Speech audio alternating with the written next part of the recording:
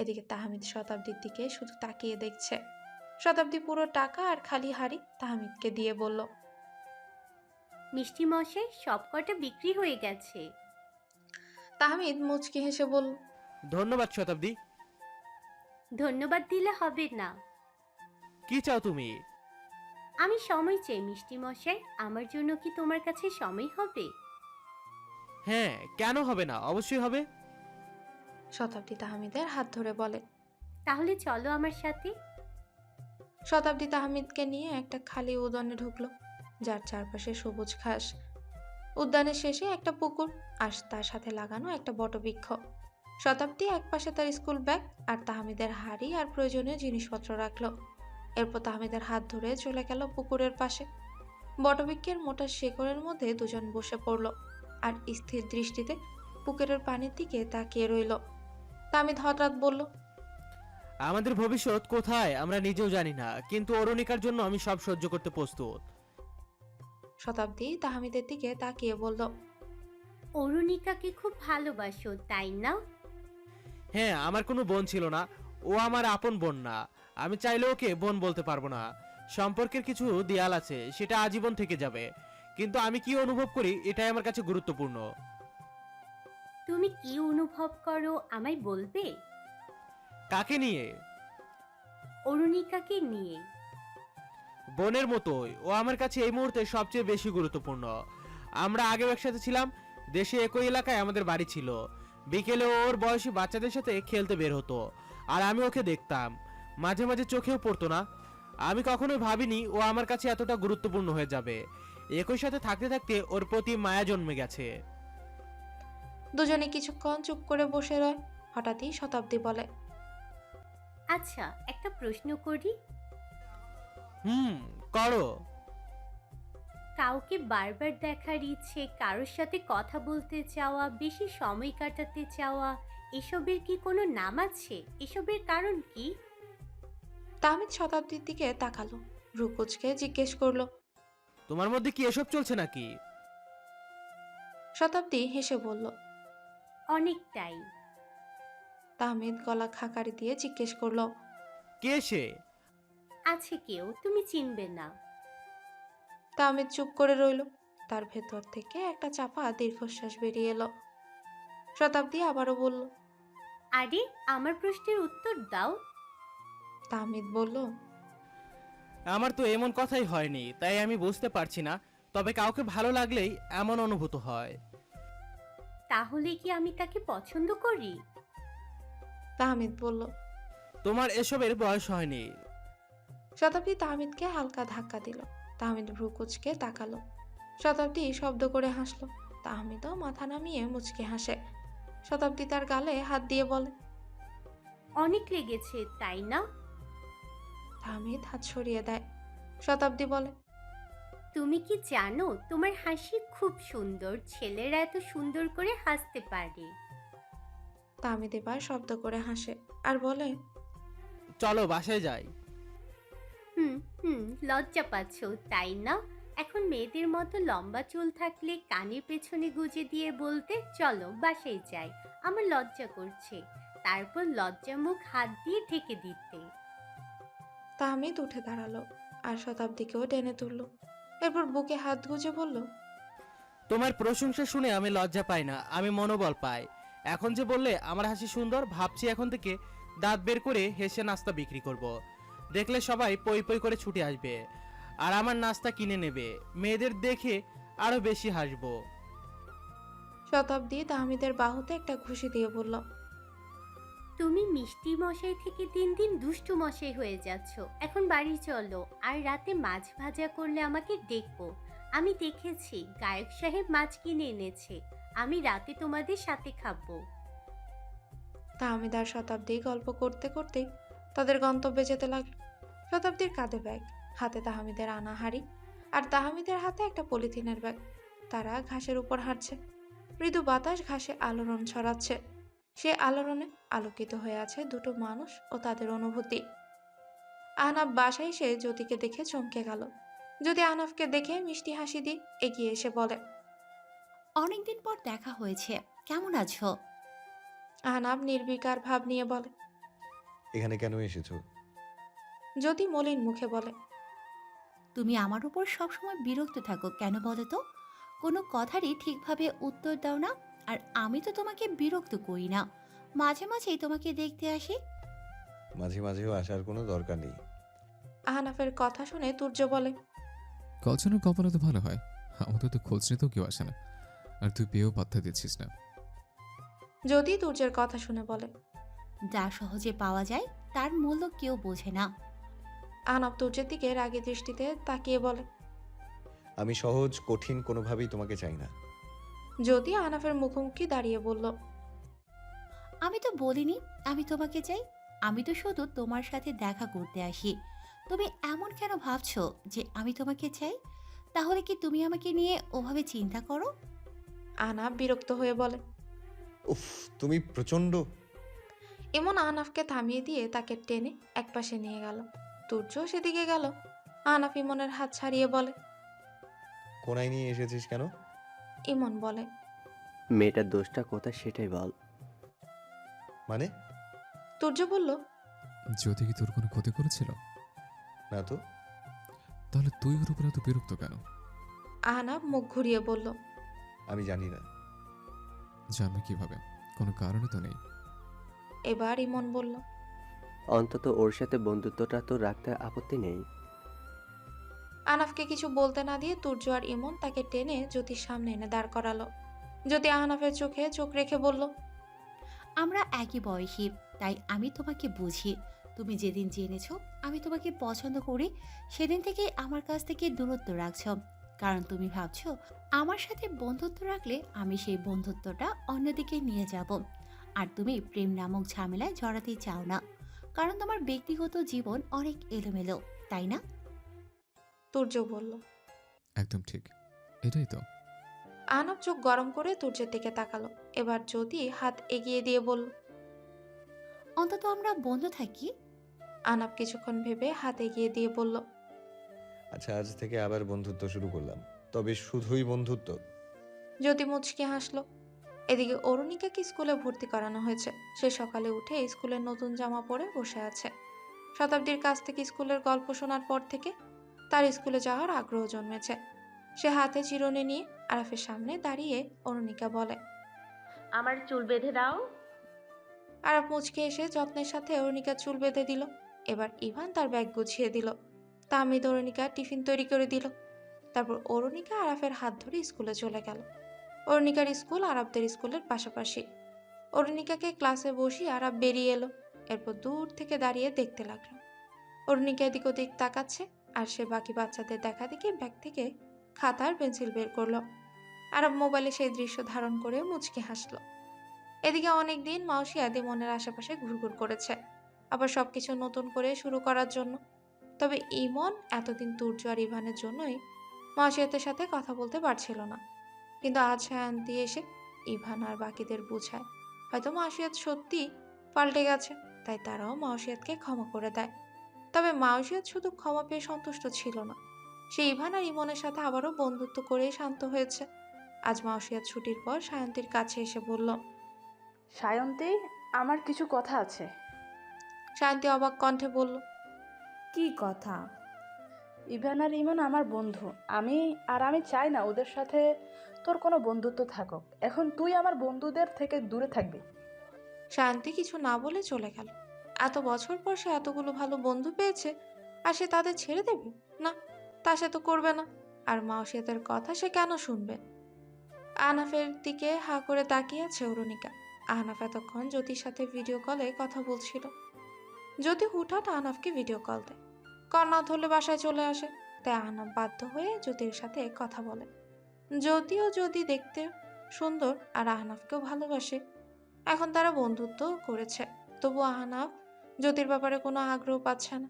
এদিকে অরুণিকার তাকানো দেখে আহনাফ চোখ ছোট করে তার দিকে তাকিয়ে বলে। কি দেখছো? অরুণিকা কোনো উত্তর দিল না। আহনাফ নিজের দিকে ভালোভাবে তাকিয়ে জ্যোতির কাছ থেকে বিদায় নিয়ে অরুণিকাকে বলে। এভাবে তাকিয়ে আছো কেন? অরুণিকা এবার মুখ ঘুরিয়ে অন্যদিকে তাকালো। বয়স কম হলেও সে ইদানিং অনেক কিছুই বুঝে। এবার আহনাফ ফোনটা পাশে রেখে অরুণিকাকে কাছে টেনে নিজের কাছে আনে। অরুণিকা এবার আহনাফের দিকে তাকায়। আহনাফ অরুণিকার কপালের চুলগুলো পেছনে গুজে দিতে দিতে বলে, যার সাথে আমি কথা বলছিলাম ওর নাম জ্যোতি, বুঝেছো? অরুণিকা বলে, জ্যোতিকে? আমার বন্ধু। জানো আমারও বন্ধু আছে, তাই নাকি? তোমার কটা বন্ধু হয়েছে? অনেকগুলো। তপন আর তীরা আমার সাথে খেলে। তপন আমাকে চকলেট দেয়। আহনাফ ভ্রু কুচকে বলল, ও তোমাকে কেন চকোলেট দেয়? আমি ওর বন্ধু তাই। বাইরের কেউ কিছু দিলে খাবে না। আমরা তো তোমার জন্য চকোলেট নিয়ে আসি। এখন থেকে বাইরের কিছুই খাবে না, ঠিক আছে? অরুণিকা মাথা নেড়ে বলল। আচ্ছা। এদিকে মাওসিয়াত সায়ন্তীর দিকে রাগী দৃষ্টিতে তাকিয়ে আছে, কিন্তু সায়ন্তী সেদিকে ভ্রুক্ষেপ না করে ইভানের পাশে বসে পড়া বুঝে নিচ্ছে। মাওসিয়াত সামনে এগোতে দেখতে পেল ইমন একা একা বসে ঝিমোচ্ছে। সে ইমনের সামনে এসে তার হাত ধরে তাকে টেনে ক্লাসের বাইরে নিয়ে গেল। ইমন অবাক হয়ে মাওসিয়াতের দিকে তাকিয়ে রয়। মাওসিয়াত ইমনকে নিয়ে ক্লাস থেকে বেরিয়ে মাঠের এক কোণায় এসে দাঁড়ায়। ইমন বলে, তুমি আমাকে এখানে নিয়ে এসেছো কেন? মাওসিয়াত বলে, ইমন, সায়ন্তীর সাথে দেখছি অল্প দিনেই তো তোমাদের বন্ধুত্ব হয়ে গেছে। সারা দিনও তোমাদের আগে পিছিয়ে ঘুরতে থাকে। হ্যাঁ, ও আমাদের নতুন বন্ধু। কিন্তু তুমি ওর সম্পর্কে কতটুকুই বা জানো? যতটুকু জেনেছি অনেক কম জেনেছি। এতে যদি এত ভালো বন্ধু হতে পারে ভেবে দেখো, বেশি জানলে হয়তো প্রেমে পড়ে যাব। ইমনের কথায় মাওসিয়াতের চোখে মুখে আতঙ্ক ভিড় করে ওঠে। মাওসিয়াত ইমনের হাত ধরে বলল, তুমি কি আমার চেয়ে বেশি সায়ন্তীকে পছন্দ করো? ইমন মাওসিয়াতের চোখের দিকে তাকালো। এমনিতেই মাওসিয়াতকে সে পছন্দ করে, কিন্তু ভাই আর বন্ধুদের কথায় সে সিদ্ধান্ত নিয়েছে আপাতত নিজের ভালো লাগাটা প্রকাশ করবে না। কিন্তু এখন মাওসিয়াতের এমন প্রশ্নে সে আবারও দুর্বল হয়ে পড়ছে। ইমনকে চুপ করে থাকতে দেখে মাওসিয়াত নিজের চুল টেনে ধরে, নিজের গালে নিজেই চড় মারে, আর কাঁদতে কাঁদতে মাটিতে বসে পড়ে আর বলতে লাগে, হ্যাঁ, আমি তোমার সাথে বন্ধুত্ব করেছিলাম ইভানের কাছাকাছি যাওয়ার জন্য। ওর কাছ থেকে নোট নিয়ে ওর চেয়ে সুন্দর করে নোট তৈরি করতে চেয়েছিলাম।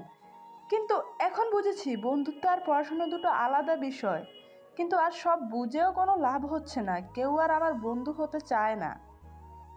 ইমন মাওসিয়াতের পাশে বসে তার দুহাত ধরে বলে, আমি তোমার বন্ধু হব মাউসিয়াত, অনেক ভালো বন্ধু হব। মাওসিয়াত অশ্রুভেজা চোখে ইমনের দিকে তাকিয়ে বলে, তাহলে সায়ন্তী আমাদের বন্ধুত্বের মাঝে কেন এসেছে? ও আমাদের বন্ধুত্বের মাঝে আসেনি, বরং ও ইভান, আরাফ, তুর্য, তাহমিদ আর আহনাফকে বলেছে সব বলে গিয়ে আমরা যাতে সবাই বন্ধু হয়ে থাকি। বাকিরা তাই তোমার সাথে সহজ হয়েছে। ওদিন তুমি যা করেছিলে তা কারোরই পছন্দ হয়নি। হ্যাঁ, তুমি ভুল করেছো, এটা এখন আমরা সবাই বুঝেছি, তুমিও বুঝেছো। আর এটা বোঝাতে সাহায্য করেছে সায়ন্তনী। মাওসিয়াত ইমনের উপর ক্ষিপ্ত হয়ে বলে, সায়ন্তী, সায়ন্তী, সায়ন্তী, এই নাম ছাড়া আর কি কোনো নাম নেই? আমি সোজা সাপটা বলে দিচ্ছি, ওই মেয়েটাকে আমি বন্ধু মনে করি না। আর আমার বন্ধুরা ওর বন্ধু হতে পারবে না। ইমন ভ্রুকুচকে বলল, মাউসিয়াত, আমরা এখন বড় হচ্ছি আর তুমি বাচ্চাদের মতো আবদার করছো। মাওসিয়াত অভিমানী কণ্ঠে বলে, যাও, কথা বলবো না তোমার সাথে। আমি কারোর সাথেই কথা বলবো না। মাওসিয়াত হনন করে ক্লাসে গিয়ে একা একা একপাশে বসে পড়ে। পুরো ক্লাসে সে নীরবে চোখের জল ফেলেছে। মাওসিয়াতের অভ্যেস তার ভালো লাগার কোনো জিনিস বা মানুষকে সে অন্য কারোর সাথে ভাগ করে নিতে পারে না। মাওসিয়াতের পরিবার তার বাবা মিরাজ হাসান ও তার বাবার স্ত্রী তিশা হাসানকে নিয়েই। মাওসিয়াতের জন্মের সময় তার মা মারা যায়। তার বাবার কয়েক মাস পর মাওসিয়াতের জন্য তিশাকে বিয়ে করেন। তিশা মিরাজের স্কুলের বান্ধবী ছিলেন, তিনি কখনোই মা হতে পারবেন না। আর তিনি মাওসিয়াতকে অনেক বেশি ভালোবাসেন। বাবার চেয়ে বেশি সৎমাই মাওসিয়াতকে ভালোবাসে। অতি ভালোবাসা পাওয়ায় সে অতিরিক্ত জেদি চরিত্রের হয়ে যায়। তার যখনই যা প্রয়োজন হয় তখনই সেই ইচ্ছে পূরণ হয়ে যায়। তাই সে কারো কাছে হারতে পছন্দ করে না। যে কোনো ব্যাপারেই তার জেদ থাকে, তা হোক বন্ধু তৈরি করা বা কোনো বস্তুগত জিনিসের প্রতি। এর জন্য মাওসিয়াতের চেয়ে তার বাবা মার অপরাধটাই বেশি, কারণ সন্তানরা যা চায় তার সাথে সাথে তাদের দেওয়া উচিত নয়। মাঝে মাঝে না দেওয়াই ভালো, তখনই তারা সব পরিস্থিতিতে নিজেদের মানিয়ে নিতে পারবে। কয়েকদিন পর সন্ধ্যায় অরুণিকা তার স্কুল ব্যাগটা মুখের সামনে ধরে আরাফের সামনে এসে দাঁড়ালো। আরাফ তখন পড়তে বসেছিল। আরাফ মাথা বাঁকিয়ে ব্যাগের পেছনে অরুণিকাকে দেখতে যাবে, তখনই অরুণিকা আবারও ব্যাগটা সামনে এনে ধরে। আরাফ অরুণিকার হাবভাব বুঝতে পারল না, সে আবারও পড়ায় মনোযোগ দিল। তখনই অরুণিকা ব্যাগটা সরিয়ে আরাফের দিকে তাকায়। আরাফ মুখে কলম পরে অরুণিকার দিকে ভ্রু কুঁচকে তাকাল। অরুণিকা মিষ্টি হাসি দিয়ে ব্যাগ থেকে একটা ড্রয়িং খাতা বের করে আরাফের সামনে রাখে। আরাফ খাতাটা উল্টে দেখলো, সে বৃত্ত আর ত্রিভুজের রং করেছে। আরাফ বলল, অনেক সুন্দর হয়েছে। অরুণিকা পাতা উল্টে বলে। দেখো আমি আজ অনেক ড্রয়িং করেছি। অরুণিকা আরাফের কোলে উঠে বসে। আরাফ বলে, অরু, আমি এখন পড়বো, তুমি ওপাশে বসে ড্রয়িং করো। অরুণিকা কথা শুনল না, সে আরাফের কোলে বসে ড্রয়িং খাতায় আঁকা ছবির উপর পেন্সিল চালাতে লাগলো। আরাফ তাকে কোলে নিয়ে পাশে বই খুলে বসে আছে। অরুণিকা একটু পর পর আরাফকে তার আঁকা ছবি দেখাচ্ছে, যার কারণে আরাফের পড়ায় মনোযোগ দিতে পারছিল না। বাকিরাও পড়তে বসেছিল, তার এই মুহূর্তে সবাই ব্যস্ত। দুদিন পর তাদের দ্বাদশ শ্রেণীর সাময়িক পরীক্ষা। আরাফ অরুণিকাকে কোল থেকে নামিয়ে দিয়ে বলে, অরু, আমার পড়তে হবে, তুমিও পড়ো আমিও পড়ি। অরুণিকা ড্রয়িং খাতা নিয়ে আরাফের দিকে কিছুক্ষণ তাকিয়ে রয়, তারপর তুর্যের কাছে গেল। তুর্য কানে হেডফোন গুঁজে গান শুনে শুনে অঙ্ক করছে। অরুণিকা পাশে এসে বসতেই সে মুচকে হাসে। অরুণিকা এবার তুর্যকে তার ড্রয়িং দেখালো। তুর্য হাতের ইশারায় বুঝালো সুন্দর হয়েছে, তারপর নিজের কাজেও মনোযোগ দিল। অরুণিকা অনেকবার তাকে বিভিন্ন প্রশ্ন করে গেল, কিন্তু তুর্য কোনো উত্তর দিল না, কারণ সে গানের শব্দে কিছু শুনেই নি। এবার অরুণিকা তুর্যের মনোযোগ না পেয়ে তাহমিদের কাছে গেল। তাহমিদও অরুণিকার দিকে তাকালো না, সেখানে হাত দিয়ে পড়ছে। এবার অরুণিকা ইমনের কাছে গেল। ইমন কিছুক্ষণ অরুণিকার ড্রয়িং খাতা ঘাটলো, তারপর বলল, অরণিকে আবার আমি পড়ি, এখন যাও। অরুণিকা ইভানের দিকে কিছুক্ষণ তাকালো। সে ইভানের কাছে এমনিতেও যায় না, কারণ ইভান কোনো কারণ ছাড়াই তাকে বকাবকি করে। তাই অরুণিকা আহনাফের কাছে গেল। আহনাফের মেজাজ এমনিতেই চটে আছে। অরুণিকা তার পাশে এসে মিষ্টি হেসে বলে, আহনাফ, আমার ড্রয়িং দেখবে? আমি এঁকেছি। আহনাফ শীতল কণ্ঠে বলে। না, আমি এখন ব্যস্ত আছি। অরুণিকা আবারও বলে, দেখো না, একটু করে দেখো, টিচার আমাকে গুড দিয়েছে, দেখো। আহনাফ ড্রয়িং খাতাটা অরুণিকার হাত থেকে নিয়ে দূরে ছুঁড়ে মারে। ভয় অরুণিকার মুখ শুকিয়ে গেল। আহনাফ দাঁতে দাঁত চেপে বলে, এমনিতেই ওই জ্যোতির জ্বালায় আমার মাথাটা খারাপ হয়ে যাচ্ছে, এদিকে একটু শান্তিতে যে পড়বো সে উপায় নেই। এই মেয়ে এসেও বিরক্ত করছে, যাও এখান থেকে। আরাফ আর তাহমিদ অরুণিকার দিকে তাকায়। ইমন আবারও বই মনোযোগ দিল। ইভান তো তাকালোই না। তুর্য হেডফোন গুঁজেছিল, তাই কিছুই শুনেনি। আরাফ চেয়ার ছেড়ে উঠে অরুণিকার ড্রয়িং খাতা তুলে আহনাফকে বলে। এভাবে বকছিস কেন ওকে? আহনাফ রাগী কণ্ঠে বলল, তুই সামলা ওকে, আবার মেজাজ ঠিক নেই, আমার সাথে কথা বলিস না। আরাফ অরুণিকাকে একপাশে বসিয়ে তার মাথায় হাত বুলিয়ে দিল, তারপর বলল, আমাদের পরীক্ষা, তুমি ড্রয়িং করো, আমরা পরে দেখব। আরাফ আবারও নিজের পড়ায় ডুবে গেল। এদিকে অরুণিকা স্থির হয়ে বসে আছে, তার চোখ বেয়ে জল গড়িয়ে পড়ছে। সে হাতের উল্টো পিঠ দিয়ে সেই জল মুছে নিচ্ছে, কিন্তু বাঁধনহারা জল যেন আজ থামছেই না। মা বাবা কাউকে তার মনে পড়ছে না, সবার ছবি দেখলেই সে চেনে, কিন্তু অরুণিকা তাদের অনুভব করতে পারছে না, কারণ তার অনুভব সব 6 জনকেই ঘিরে। তারা বকলেই সে কষ্ট পায়, তাদের কাছে তার সব আবদার, তাদের দূরে যাওয়ায় তাকে বেশি আঘাত করে। তবে আঘাত, দূরে যাওয়া, এসব অনুভূতি অরুণিকা বুঝে না। তার কাছে 3টি শব্দই পরিচিত: আদর, অভিমান আর বকা। সে বকা খেয়ে অভিমান করে, আবার আদর করলে সব ভুলে যায়। এদিকে অরুণিকার ফোপানোর শব্দ বাড়তে লাগলো। এবার সে মুখে হাত দিয়ে কাঁদছে। তুর্য ছাড়া বাকি 5 জন অরুণিকার দিকে তাকালো। আরাফ আর তাহমিদ দৌড়ে তার কাছে গেল। আরাফ কাছে আসতে অরুণিকা তার কাছ থেকে দূরত্ব রেখে পিছিয়ে গেল। আহনাফ, ইমন আর ইভান উঠে এলো। তুর্য সবাইকে উঠতে দেখে এখান থেকে হেডফোন নামালো। অরুণিকাকে কাঁদতে দেখে সবাই ব্যস্ত হয়ে পড়ল। তাহমিদ অরুণিকার দিকে হাত এগিয়ে দিতে অরুণিকা এক ঝটকায় হাত সরিয়ে দিল। আহনাফ নিজের রাগ নিয়ন্ত্রণ করে অরুণিকাকে বলল, সরি অরু। অরুণিকা মুখ ঘুরিয়ে নিল। আহনাফ অরুণিকার হাত ধরতেই সে আহনাফের হাতে খামচি দিয়ে বলল, আমি তোমার সাথে কখনো কথা বলবো না। কথাটা বলতে বলতে অরুণিকা ফুপিয়ে কেঁদে উঠল।